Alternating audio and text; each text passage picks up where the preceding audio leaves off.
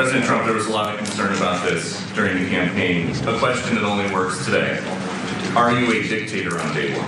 No. I can't imagine even being called that.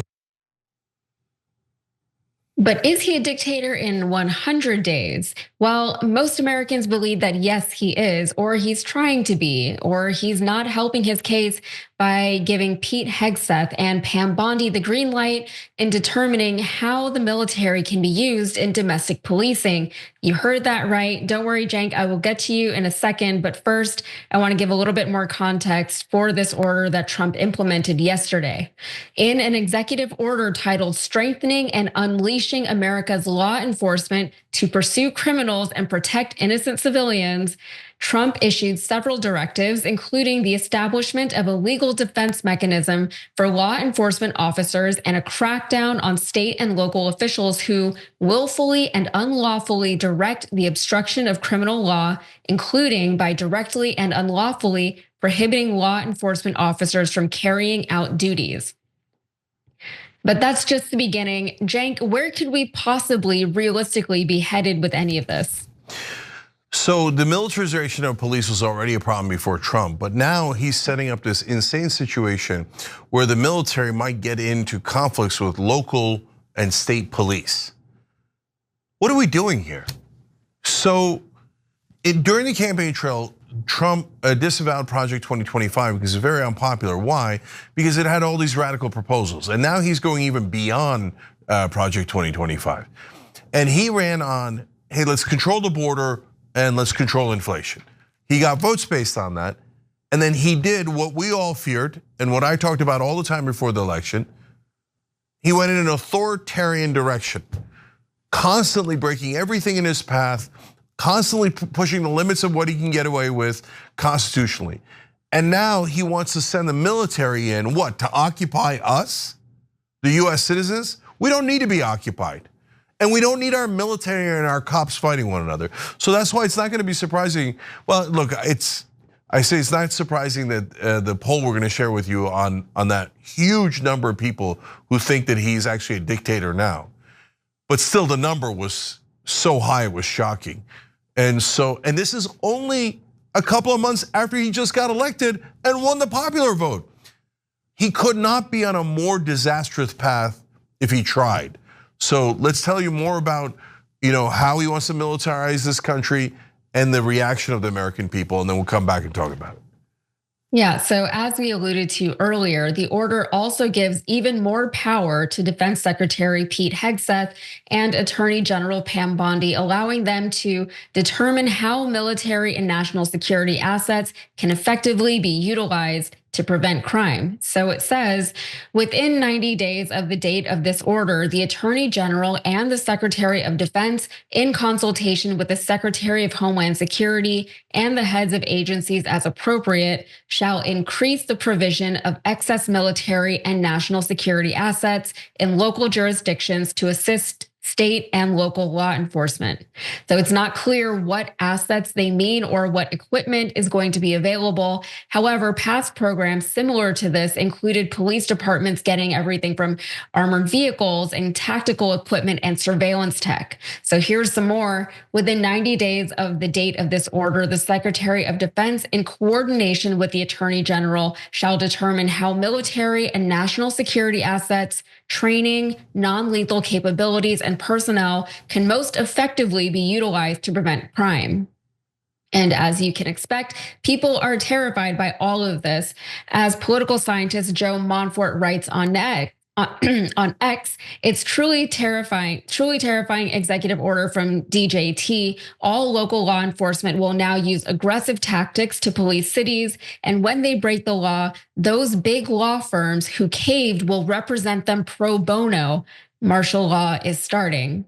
How fun. And as a Texan, there's a picture of all these sheriffs in the Oval Office with Trump, and a lot of them were wearing cowboy hats, and I find that very unsettling. So, but yeah, like this is all very predictable. Why wouldn't he try to implement something like this? And why wouldn't he do it so quickly? He is doing as much as he can within the first 100 days of his administration because he has to, because he knows that these things are going to catch up with him eventually, unless he does everything he can to prevent that from actually happening. He has been using authoritarian rhetoric and tactics all along. And I don't just mean in the last 100 days of his administration. I mean from the very start, from when he first started running for president back in 2015. He has been doing all of the things that authoritarians do all the time, from demonizing educational institutes and universities and school curriculums and books, to demonizing and sowing distrust in the media, to dismantling entire government agencies in the name of government efficiency. That's an authoritarian thing to do.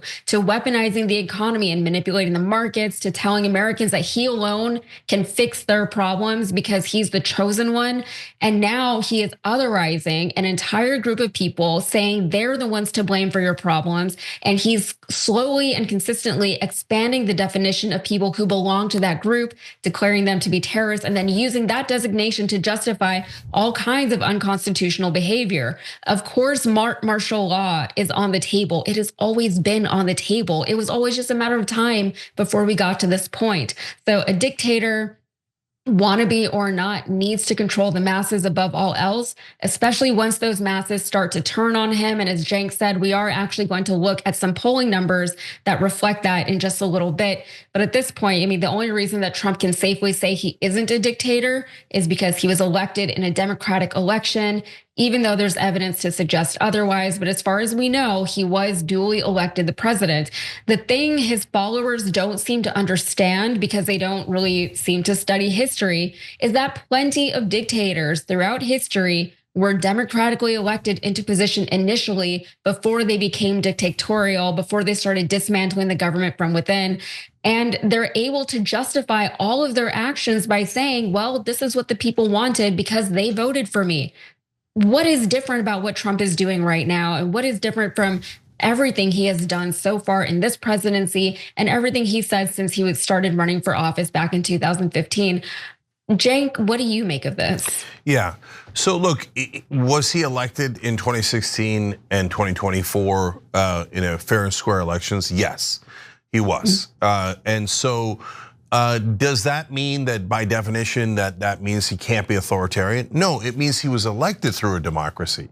But there are other terrible leaders, and I don't want to say their names, who were elected through a democracy and then ended democracy. Now, but is Trump going to go in that direction? That was the question before this election. And I said, yes, I think he is going to go in that direction. Why did I say that? Because I knew things like the 3-hour meeting they had at the White House after he lost, where General Flynn suggested martial law and rolling out the tanks and saying, we'll just say that we won the election. And then, we'll declare martial law and won't let people protest it. That should have been a 3-second conversation. That was a 3-hour conversation. And the only way that Trump was persuaded out of that was his entire administration threatened to quit en masse if he did that. Now, did that work in convincing Americans not to put him back in? No, it didn't, and that's remarkable. Why? There's several important factors. One is his own supporters, not independents, but MAGA, they won't believe anything mainstream media says. So that's reported in mainstream media, so they're like, no, by definition, it's false. Now, to be fair to them, mainstream media has lied so thoroughly about how politicians are honorable and not affected by millions of dollars in donations, and then they're not corrupt, and they're having actual philosophical debates in Congress. All these absurdities that mainstream media says, so they burned that credibility to the ground. So when it came time for them to say, hey, wait, there's a super dangerous guy who says that he is considering martial law, even if he loses an election.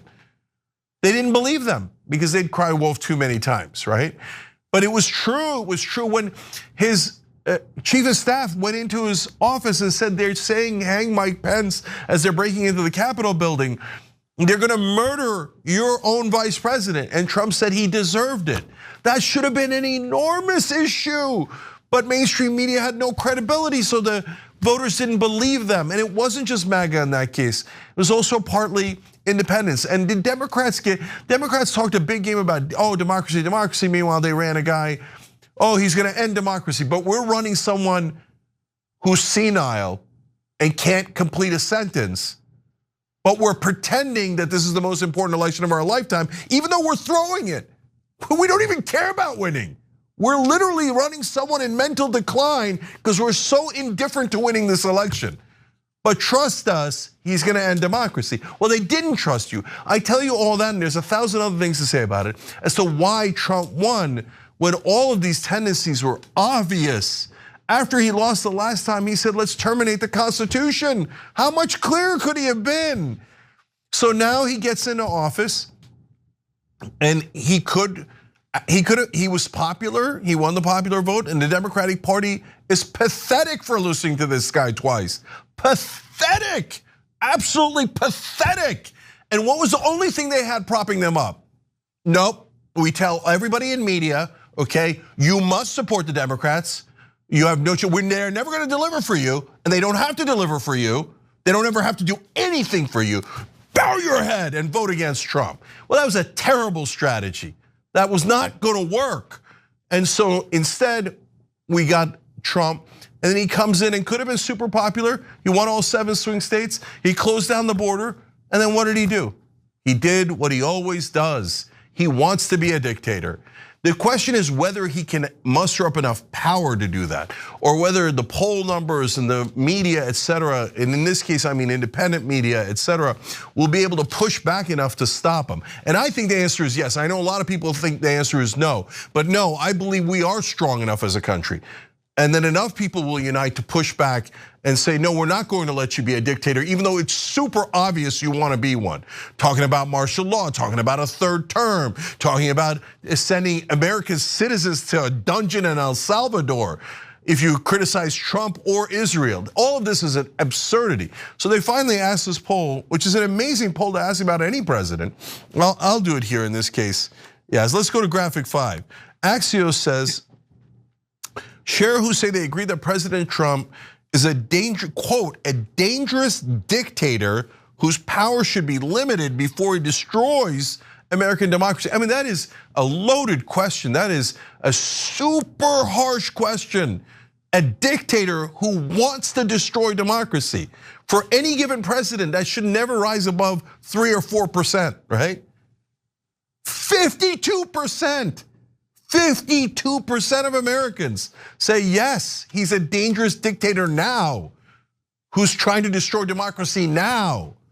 How pathetic and ridiculous do you have to be as president to get a majority of the country to believe you're trying to destroy our democracy? That's exactly how pathetic and ridiculous Donald Trump is.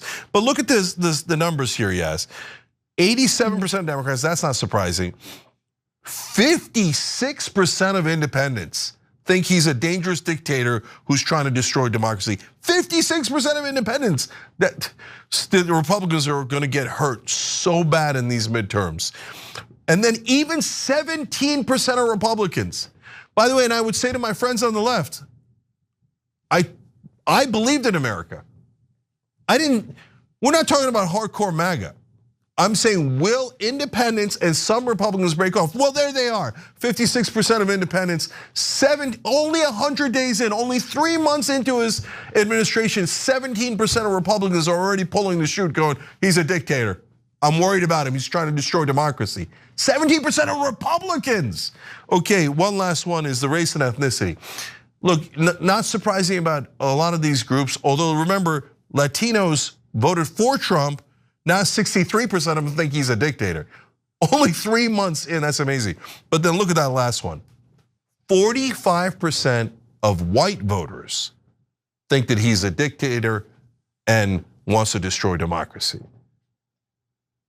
It is a candidate who won the popular vote to become this deeply unpopular in 100 days. Well, you gotta hand it to him. I mean, that is record breaking. I didn't realize that incompetence could go this deep. So yes, your thoughts.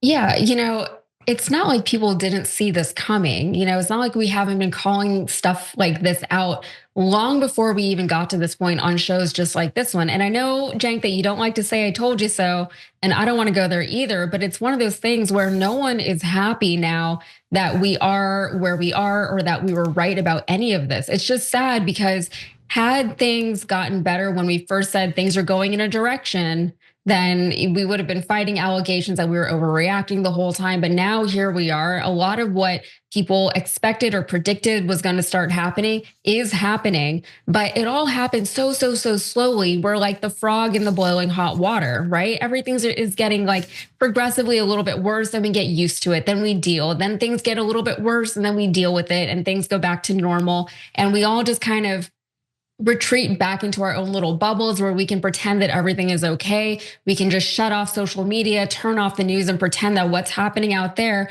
isn't actually happening. But that is until, you go to your job and you're told, get off social media because the things that you've been posting might get you or someone in your family deported, right? These are real things that have happened to people that I know here in Houston. People who work at very high level jobs have had these conversations with their supervisors about the way that they're living their lives in their own homes and their own privacy, or the way that they are practicing their right to free expression.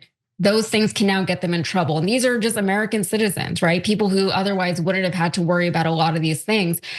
But here we are, right? And it's really hard to go back to some kind of normalcy after we've been living in this reality for 10 years now. We have an entire generation of people voting age who really don't even remember a world before all of this craziness has been happening, before all of the uncertainty and all of the instability and this whole culture of waking up every morning and seeing what happened and what fresh hell has this administration given to us, right? And that's not to say that during the Biden administration, it was a whole lot better. Things were still crazy, right? Even then, even though our president wasn't waking up every morning and tweeting something crazy like Trump did throughout his entire first administration, we still had to deal with these people, right? It's not like they went away. And through those Biden years, Trump and his supporters were gaining momentum. They were gaining support. And Trump was, again, as I said earlier in the story, he was playing out a lot of the same dictatorial, authoritarian playbooks, things that we have seen repeated in history. And, like you said you weren't going to name names. I'm not going to either because I don't need to, right? You all know who we're talking about. Read the history books. It's all there, right? And we all wonder, how come they had so much support from all these people? Who are all those people cheering for them at those rallies? It's very simple to see if you just read a history book, how they ended up where they were and how we ended up where we are here today. Last thing I'll say is I believe in America. I don't think we're going to get there. I think that a lot of people are going to rally and say enough. No, nobody voted for this. This is madness. And so, yeah, maybe some hardcore MAGA might have thought, hey, this is great. I love Steve Bannon's nationalism and going backwards and not forward, etc. But the overwhelming majority of even Trump voters did not vote for this kind of madness. And now you see it in the polling. So we're all going to push back together. We're going to do it the right way. We're going to be constructive and productive, and we're going to stop this madness. Every time you ring the bell below, an angel gets his wings. Totally not true, but it does keep you updated on our live shows. Every time you ring the bell below, an angel gets his wings. Totally not true, but it does keep you updated on our live shows.